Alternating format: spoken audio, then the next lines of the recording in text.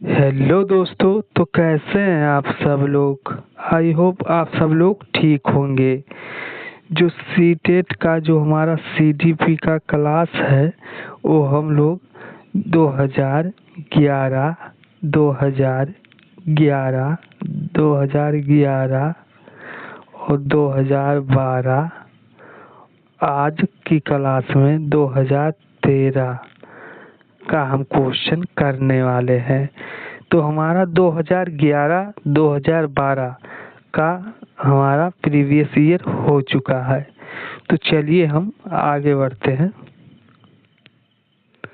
तो पहला जो हमारा क्वेश्चन है, निम्नलिखित में से कौन सी बहुबुद्धि सिद्धांत की आलोचना है। पहला, बहुबुद्धि केवल प्रतिभाएं हैं जो पूर्ण रूप में बुद्धि में विद्यमान रहती हैं। बहुबुद्धि शिक्षार्थियों को अपनी रुझान को खोजने में मदद उपलब्ध कराती हैं। यह व्यवहारिक बुद्धि पर आवश्यकता से अधिक बल देती है। यह आनुभविक साक्ष्यों को बिल्कुल भी समर्थन नहीं दे सकता है। इसका जो आंसर होगा वह हो जाएगा, बहुबुद्धि केवल प्रतिभाएं हैं जो पूर्ण रूप में बुद्धि में विद्यमान रहती हैं। इसका मतलब है आंसर नंबर 1 हो जाएगा। क्वेश्चन नंबर दूसरा, निम्नलिखित में से कौन से युग के सही होने की संभावना सबसे कम है। बच्चे भाषा के बारे में निश्चित ज्ञान के साथ प्रवेश करते हैं। चॉम्स्की। भाषा और विचार प्रारंभ दो भिन्न गतिविधियां हैं। सही है। भाषा विचार पर आधारित है। पियाजे। सही है। भाषा वातावरण में एक उद्दीपक है। VF scanner. ये गलत है आंसर, क्योंकि व्यवहारवादी जो है इसका विरोध करते हैं। तो इसलिए आंसर नंबर इसका 2 का चौथा ऑप्शन हो जाएगा। तीसरा क्वेश्चन, सामाजिक भूमिकाओं के कारण न कि जीव वैज्ञानिक संपत्ति के कारण सौंपी गई विशेषताओं डैश कहलाती है। जेंडर भूमिका अभिवृत्ति, जेंडर भूमिका दबाव, जेंडर भूमिका रूढ़िबद्धता, जेंडर भूमिका नैदानिकी। तो इसका जो आंसर होगा क्वेश्चन 3 का वह हो जाएगा हमारा क्वेश्चन नंबर 3 का थर्ड ऑप्शन, जेंडर भूमिका रूढ़िबद्धता। क्वेश्चन नंबर अगला देखते हैं 4, निम्नलिखित में से कौन सा अधिगम को अधिकतम करने के लिए सर्वाधिक उचित है। शिक्षिका को अपनी संज्ञानात्मक शैली के साथ अपने शिक्षार्थियों की संज्ञानात्मक शैली की पहचान करनी चाहिए। शिक्षार्थियों में व्यक्तिगत भिन्नता को सहज बनाने के लिए समान शिक्षार्थियों के युग्म बनाए जा सकते हैं। अधिकतम परिणाम लाने के लिए शिक्षक केवल एक अधिगम शैली पर ध्यान केंद्रित करता है। समान सांस्कृतिक पृष्ठभूमि वाले शिक्षार्थियों को एक कक्षा में रखना चाहिए ताकि मत वैभिन्न से बचा जा सके। तो इसका जो आंसर होगा वह हो जाएगा हमारा पहला, शिक्षिका को अपनी संज्ञानात्मक शैली के साथ साथ अपने शिक्षार्थियों की संज्ञानात्मक शैली की पहचान करना चाहिए कि उसका मतलब शिक्षार्थी का लेवल क्या है। चलिए क्वेश्चन नंबर 5 पे चलते हैं। डैश के अतिरिक्त निम्नलिखित सभी सीखने के रूप आकलन को बढ़ावा देते हैं। पहला, शिक्षार्थियों की आंतरिक पृष्ठपोषण लेने के लिए कहना, अवसर लेने हेतु शिक्षार्थियों के लिए एक सुरक्षित वातावरण का निर्माण करना, पढ़ाए गए विषय पर मनन करने के लिए शिक्षार्थियों को कहना, जितनी संभावना हो शिक्षार्थियों का लगातार परीक्षण करना। तो इसका जो आंसर होगा क्वेश्चन 5 का वह ऑप्शन नंबर 4 हो जाएगा, यानी जितनी संभावना हो शिक्षार्थियों का लगातार परीक्षण करना। चलिए आगे चलते हैं। जब एक बावर्ची खाना पकाते समय खाना को चखता है तो वह डैश के समान है। सीखने का आकलन, सीखने के लिए आकलन, सीखने के रूप में आकलन, आकलन और सीखना। तो इसका जो आंसर होगा वह हो जाएगा हमारा क्वेश्चन नंबर 6 का सेकंड, सीखने के लिए आकलन। चलिए आगे चलते हैं क्वेश्चन नंबर 7 पे। अंतरपरक अनुदेशन है शिक्षार्थियों की आवश्यकताओं को पूरा करने के लिए समूहीकरण के विविध रूपों का प्रयोग करना, कक्षा में प्रत्येक शिक्षार्थी के लिए कुछ अलग करना, अव्यवस्थित अथवा स्वैच्छिक शिक्षार्थी गतिविधियों, ऐसे समूहों का प्रयोग जो कभी नहीं बदलते। तो इसका जो आंसर हो जाएगा वह हमारा क्या हो जाएगा, शिक्षार्थियों के आवश्यकताओं को पूरा करने के लिए समूहीकरण के विविध रूपों का प्रयोग करना, यानी ऑप्शन नंबर 1। क्वेश्चन नंबर 7, सांस्कृतिक तथा भाषिक रूप से वैविध्यपूर्ण कक्षा में यह निश्चित करने से पहले कि शिक्षार्थी विशिष्ट शिक्षा वर्ग में आता है या नहीं, यह एक शिक्षक को करना चाहिए। माता पिता को इसमें सम्मिलित नहीं करना चाहिए क्योंकि उनके पास अपना कार्य होता है। अक्षमता स्थापित करने से पहले शिक्षार्थी की मातृभाषा का मूल्यांकन करना चाहिए। पारंगत मनोवैज्ञानिक का उपयोग वातावरणीय कारकों को अप्रभावी बनाने के लिए बच्चों को अलग कर देना चाहिए। इसका जो आंसर होगा वह हो जाएगा पारंगत मनोवैज्ञानिकों का उपयोग, यानी थर्ड ऑप्शन। क्वेश्चन नंबर 9, निम्नलिखित में से डैश के अतिरिक्त सभी के कारण अधिगम अक्षमता उत्पन्न हो सकती है। शिक्षक की शिक्षण शैली, जन्म से पहले माँ द्वारा मदिरा सेवन, मंदबुद्धिता, शैशव काल के समय दिमागी बुखार। तो इसका जो आंसर हो जाएगा वह हो जाएगा शिक्षक की शिक्षण शैली, यानी 9वां का पहला ऑप्शन। एक समावेशी विद्यालय देश के अतिरिक्त निम्नलिखित सभी प्रश्न पर मनन करता है। क्या हम यह विश्वास करते हैं कि सभी शिक्षार्थी सीख सकते हैं? जी सीख सकते हैं। क्या हम अधिगम योग्यता प्रवेश की योजना बनाने और उसमें प्रदान करने के लिए समूह में कार्य करते हैं? हाँ जी करते हैं। क्या हम विशेष बालकों को बेहतर देखभाल उपलब्ध कराने के लिए उचित तरीके से उन्हें सामान से अलग करते हैं? क्या हम विद्यार्थियों की विविध आवश्यकताओं को पूरा करने के लिए युक्तियाँ अपनाते हैं? तो इसका जो आंसर होगा यहाँ अतिरिक्त लिखा है तो इसलिए हो जाएगा थर्ड ऑप्शन। क्वेश्चन नंबर 11, प्रतिभाशाली शिक्षार्थी डैश है।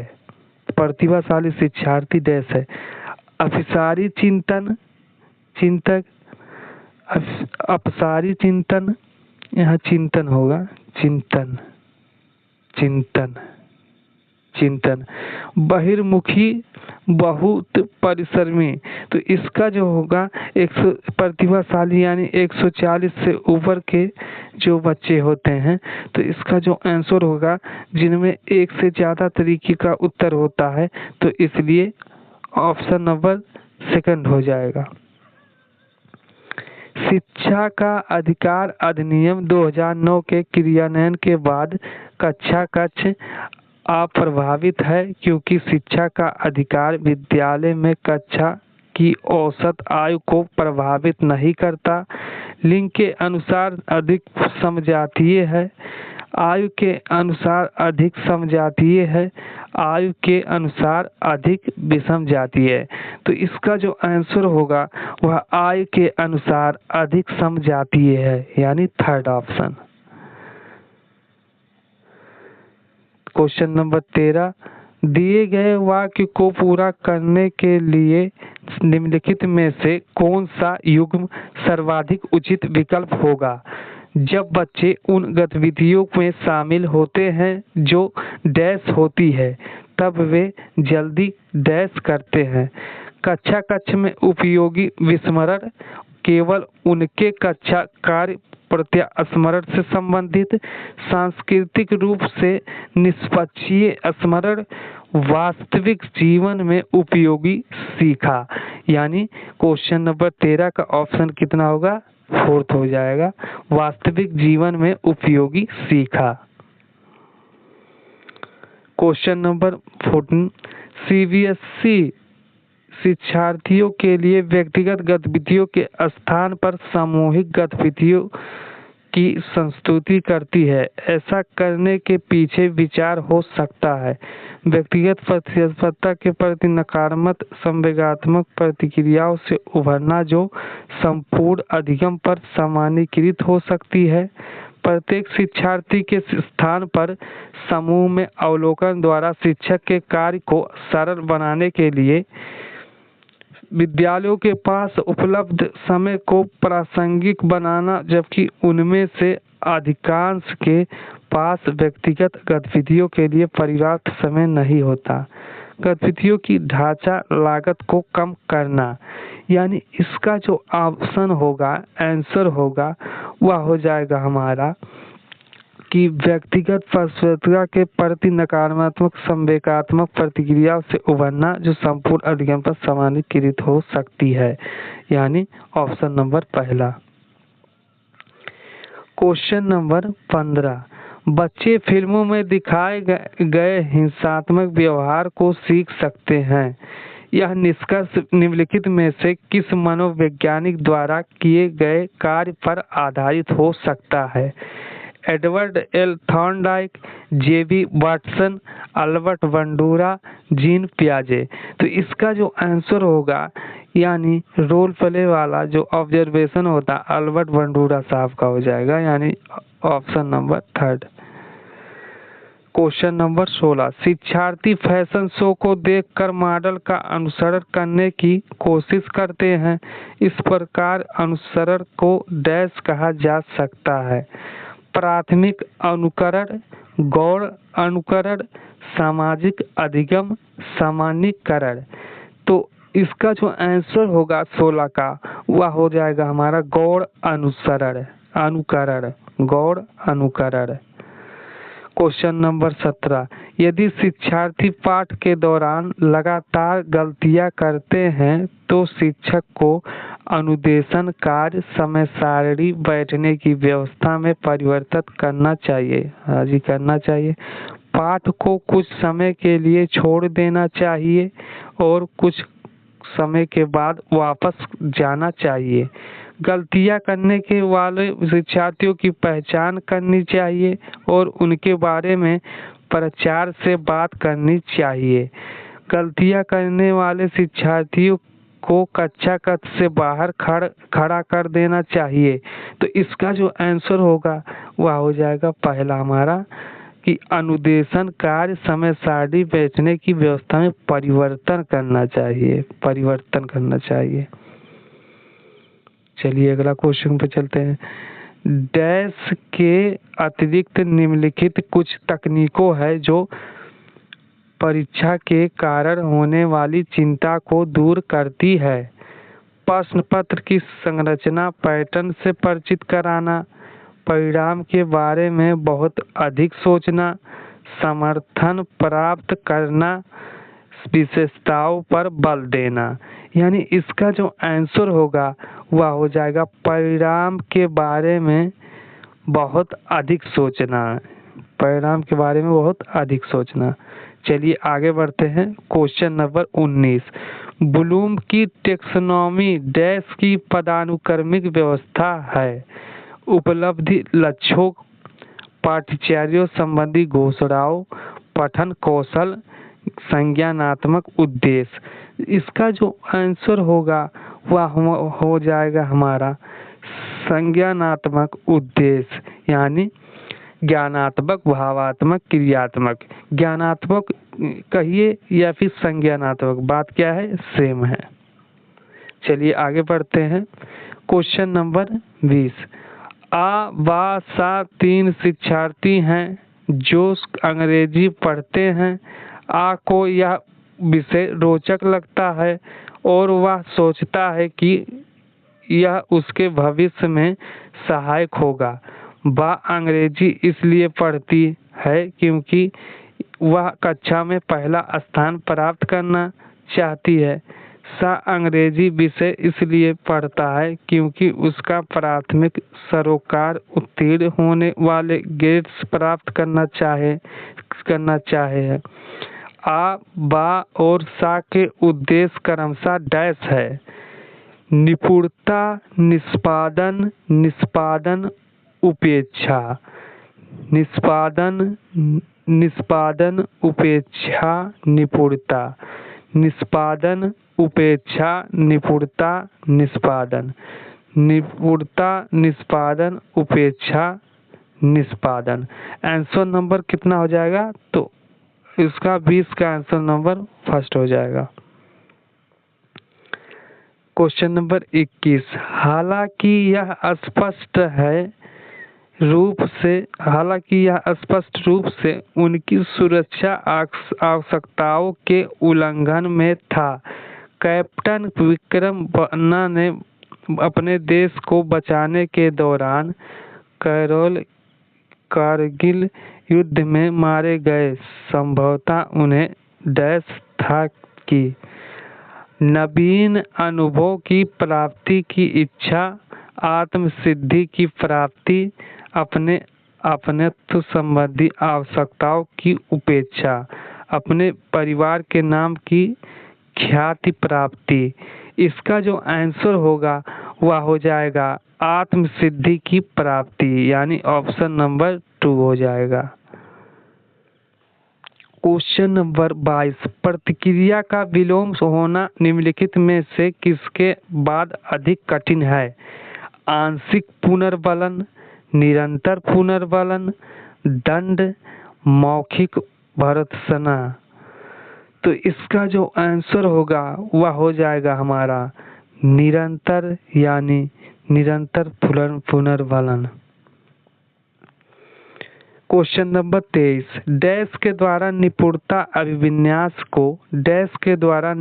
अभिविन्यास को प्रोत्साहित किया जा सकता है। शिक्षार्थियों के व्यक्तिगत प्रयासों पर ध्यान केंद्रित करने, शिक्षार्थियों की सफलता की परस्पर तुलना करने, गृह कार्य के रूप में बहुत अधिक अभ्यास सामग्री देकर, अनपेक्षित परीक्षा लेकर।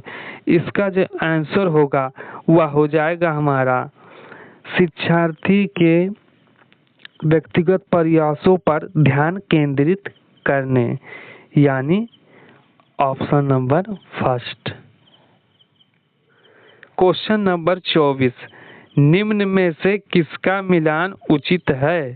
शारीरिक विकास, वातावरण, संज्ञानात्मक विकास, परिपक्वता, सामाजिक विकास, वातावरण, संवेगात्मक विकास, परिपक्वता। इसका जो आंसर होगा वह हो जाएगा ऑप्शन नंबर 3, सामाजिक विकास, वातावरण।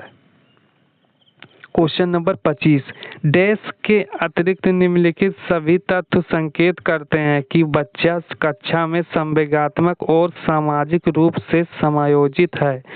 हम उम्र, साथियों के साथ मधुर संबंधों का विकास, चुनौतीपूर्ण कार्यों पर ध्यान केंद्रित करना और उन्हें दृढ़तापूर्वक करते रहना, क्रोध तथा हर्ष दोनों को प्रभावी रूप से प्रतिबंध करना, हम उम्र, साथियों के साथ प्रतियोगिता पर दृढ़तापूर्वक ध्यान केंद्रित करना। तो इसका जो आंसर हो जाएगा वह हो जाएगा हमारा हम उम्र, साथियों के साथ प्रतियोगिता पर दृढ़तापूर्वक ध्यान केंद्रित करना, यानी ऑप्शन नंबर 3। निम्न में से कौन सा कथन बच्चे के विकास में परिवेश की भूमिका का समर्थन करता है? कुछ शिक्षार्थी सूचनाओं का जल्दी परिक्रमण करते हैं, जबकि उसी कक्षा के अन्य विद्यार्थी ऐसा नहीं कर पाते हैं। पिछली कक्षा दशकों में बुद्धि लब्धांक परीक्षण में शिक्षार्थियों के औसत प्रदर्शन में लगातार वृद्धि हुई है। एक समान जुड़वा बच्चे जिनका लालन पालन भिन्न घरों में हुआ है उनकी बुद्धिलब्धि 0.75 के समान उच्च है। शारीरिक रूप से स्वस्थ बच्चे अक्सर नैतिक रूप से अच्छे पाए जाते हैं। तो इसका जो आंसर होगा वह हो जाएगा हमारा, फिर से पढ़ते हैं, निम्न में से कौन सा कथन बच्चे के विकास में परिवेश की भूमिका समर्थन करता है। तो इसका जो आंसर होगा शारीरिक रूप से स्वस्थ बच्चे अक्सर नैतिक विकास से अच्छे पाए जाते हैं। तो इसका जो आंसर होगा वह हो जाएगा हमारा फोर्थ, शारीरिक रूप से स्वस्थ बच्चे अक्सर नैतिक रूप से अच्छे पाए जाते हैं। चलिए अगला क्वेश्चन पे चलते हैं। सामाजिकरण में सम्मिलित सांस्कृतिक संचरण और डैश विद्रोही को निरुत्साहित करना, व्यक्तित्व विकास, बच्चों को लेबलों में समायोजित करना, संवेगात्मक समर्थन उपलब्ध कराना। इसका जो आंसर होगा वह हो जाएगा हमारा व्यक्तित्व विकास का समर्थन करना। तो एक क्वेश्चन करा चुके हैं, तो चलिए हम क्वेश्चन नंबर 28 पे चलते हैं। एक शिक्षिका दो एक समान गिलासों को प्रदर्शित करती है, मतलब एक कोई शिक्षिका है वह एक दो गिलासों में प्रदर्शित करना चाहती है। जो जूस की समान मात्रा, मतलब जो जूस होगा वह समान मात्रा की होगी, से भरे हुए वह उन्हें दो भिन्न गिलासों में खाली करती है। जो जूस है उसकी मात्रा क्या है, समान है, लेकिन भिन्न गिलासों में खाली करती हैं, अलग अलग गिलास में। इनमें से एक मतलब लंबा गिलास है, इनमें से एक लंबा गिलास है और दूसरा चौड़ा। इनमें से एक लंबा गिलास है, एक चौड़ा गिलास है, एक कैसा है, चौड़ा गिलास है। वह बच्चों को उस गिलास की पहचान करने के लिए कहती है जिसमें जूस ज्यादा है। बच्चे प्रत्युत्तर देते हैं कि लंबे गिलास में जूस ज्यादा होगा, मतलब इसमें जूस ज्यादा होगा। तो शिक्षिका के बच्चों को डैश कठिनाई है, समायोजन, अहंकेंद्रितता, विकेंद्रीकरण, पलटावी। तो इसका जो आंसर होगा पियाजे साहब जो बताते हैं कि जो है विकेंद्रीकरण जो होता है सिर्फ बच्चे का जूस पर, यानी जो बड़ा गिलास होता है उसी पर ध्यान केंद्रित होता है। तो इसका जो आंसर होगा वह हो जाएगा विकेंद्रीकरण, यानी थर्ड ऑप्शन। चलिए आगे चलते हैं क्वेश्चन नंबर 29। कर्नल सिंह कानूनी कार्यवाही तथा खर्चों के बावजूद आयकर नहीं देते हैं। सोचते हैं कि एक भ्रष्ट सरकारी को समर्थन नहीं दे सकते हैं जो अनावश्यक बाधाओं के निर्माण पर लाखों रुपए खर्च करती है। वह संभवतः कोहलर वर्ग के नैतिक विकास की किस अवस्था में है। मतलब जो है वह नियम कहीं ना कहीं यह परंपरागत होगा, यानी जो है कन्वेंशनल होगा, परंपरागत होगा, पूर्व परंपरागत होगा। तो इसका जो आंसर होगा वह हो जाएगा परंपरागत, यानी पोस्ट कन्वेंशनल। क्या हो जाएगा, पोस्ट कन्वेंशनल हो जाएगा। क्या हो जाएगा, पोस्ट कन्वेंशनल हो जाएगा। Question number 30।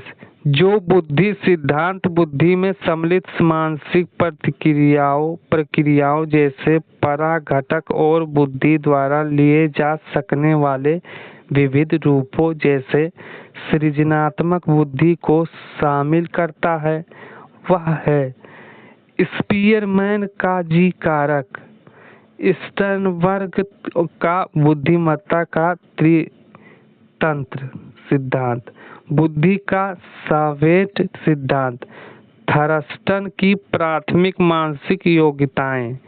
तो इसका जो आंसर होगा वह हो जाएगा स्टर्नबर्ग का बुद्धिमत्ता का त्रितंत्र सिद्धांत, यानी ऑप्शन नंबर थर्ड हो जाएगा। तो कैसा लगा क्लास? अगर अच्छा लगा हो तो चैनल को सब्सक्राइब करिएगा और अगले क्लास में हम 2014 का previous year question paper solve करेंगे। CDP का 2014 जो प्रीवियस ईयर जो क्वेश्चन है उसे हम सॉल्व करेंगे। तो यदि अच्छा लगा हो तो लाइक से सब्सक्राइब करिएगा चैनल को, और कल हम लोग 2014 का previous year question paper solve करेंगे जो कि अच्छे तरीके से। तो वीडियो को पूरा देखने के लिए धन्यवाद। थैंक्स।